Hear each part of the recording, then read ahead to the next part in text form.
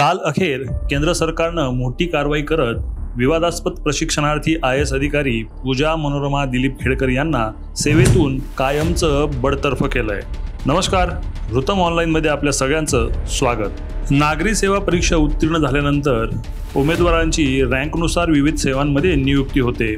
IAS मध्ये नियुक्ती झाल्यानंतर मसुरी येथे लाल बहादूर शास्त्री प्रशिक्षण संस्थेत 2 टप्प्यात प्रशिक्षण होतं। पहिल्या टप्प्यात मिळालेल्या कॅडरमध्ये एखाद्या जिल्ह्यात प्रशिक्षणार्थी सहाय्यक जिल्हाधिकारी म्हणून नेमणूक होते। या प्रशिक्षणाच्या काळात अधिकाऱ्यांनी फक्त आणि फक्त शिकणं अपेक्षित असतं।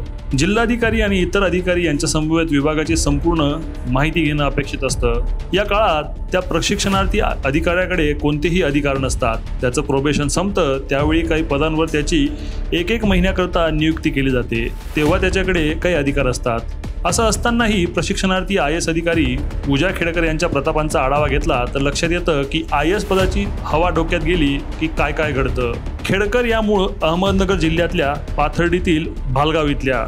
त्यांचे वडील दिलीप खेडकर शासकीय सेवेतून निवृत्त झाले। सध्या ते राजकारणात आहेत। त्यांनी वंचित बहुजन आघाडीच्या तिकिटावर निवडणूक देखील लढवली आहे, तर आई मनोरमा या भालगावच्या सरपंच राहिल्या आहेत। UPSC परीक्षेत पूजा यांना ऑल इंडिया 821 रँक मिळाली होती। त्यांनी परीक्षेत एकूण 914 गुण मिळवले, त्यात मुलाखतीत 171 तर मुख्य परीक्षेत 743 गुण होते। 2022 मध्ये बहुविकलांगता या प्रवर्गातून IAS पदासाठी त्यांनी परीक्षा दिली होती। त्यापूर्वी 2021 मध्ये त्या स्पोर्ट अथॉरिटी ऑफ इंडियाच्या सहाय्यक संचालक होत्या। MBBSचे शिक्षण घेतलेल्या पूजा खेडकर या 2023च्या IAS अधिकारी आहेत, परंतु त्यांच्या निवडीवरच प्रश्नचिन्ह निर्माण झालेत। एकतर त्यांनी दिलेले अपंगत्वाचे सर्टिफिकेट आणि दुसरं मध्ये त्यांची कोट्यवधींची संपत्ती। असं असतानाही त्यांनी नॉन क्रिमिनल प्रमाणपत्र सादर करून त्या प्रवर्गातून IAS पदी जागा बळकावली। तिसरं म्हणजे मुलाखतीमधील प्रश्नांची त्यांना उत्तरं देखील आलेली नव्हती। पूजा खेडकर यांना परिवीक्षाधीन सहाय्यक जिल्हा अधिकारी म्हणून पुणे जिल्ह्यात नियुक्ती मिळाली। प्रशिक्षणार्थी असतानाच प्रशासनाचं काम समजून घेण्याची प्रक्रिया असते। त्या 3 जून रोजी पुणे जिल्हाधिकारी कार्यालयात रुजू झाल्या आणि लागलीच आपले प्रताप दाखवू लागल्या। 27-28 जून रोजी जिल्हाधिकारी कार्यालयात प्रशिक्षण होतं, त्याला त्यांनी दांडी मारली। पुढे पोलीस अधीक्षक कार्यालयातही प्रशिक्षण होते, तेथेही त्या अनुपस्थित राहिल्या। ग्रामीण पोलिसांच्या अखत्यारीत विविध पोलीस ठाण्यात जाताना शासकीय वाहनाऐवजी त्या स्वतःचं वाहन वापरू लागल्या। त्यानंतर त्यांच्या अवास्तव मागण्या या वाढतच गेल्या। स्वतंत्र दालन देण्याची ऑर्डर दिली। पुढे जाऊन हव्या त्या सुविधा मिळवण्यासाठी त्यांच्या वडिलांनी सर्वसाधारण शाखेच्या तहसीलदारांना धमकी दिली। अप्पर जिल्हाधिकाऱ्यांची परवानगी न घेता त्यांच्या अनुपस्थितीत अँटी चेंबर ताब्यात घेतलं। खरं तर त्यांना पुणे जिल्हाधिकारी कार्यालयात 4थ्या मजल्यावर पुढं कायदा शाखेत स्वतंत्र कक्ष दिला गेला होता, पण अटॅच बाथरूम नसल्यामुळे त्यांनी तो कक्ष नाकारला। त्यानंतर वडील दिलीप खेडकर यांच्यासोबत जिल्हाधिकारी कार्यालयाची त्यांनी पाहणी केली। त्यात त्यांना खनिकर्म शाखेशेजारील जोड बाथरूम असलेला VIP सभागृह आवडला। त्या ठिकाणी त्यांनी आपले बस्तान मांडले। त्या ठिकाणी इलेक्ट्रिक फिटिंग बदलून देण्याची त्यांनी मागणी केली, मात्र ते शक्य नसल्याचे सांगितल्यावर पूजा खेडकरांच्या वडिलांनी सर्वसाधारण शाखेच्या तहसीलदारांना धमकी दिली।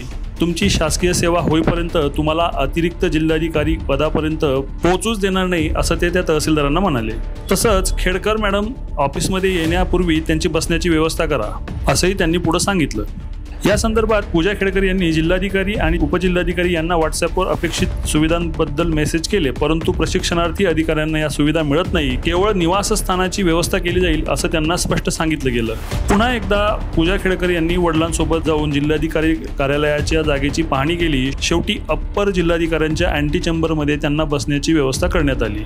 18 ते 20 जून या काळात पुण्याचे अतिरिक्त जिल्हाधिकारी शासकीय कामकाजासाठी मंत्रालयात होते। या काळात पूजा खेडकर यांनी तर कहर केला।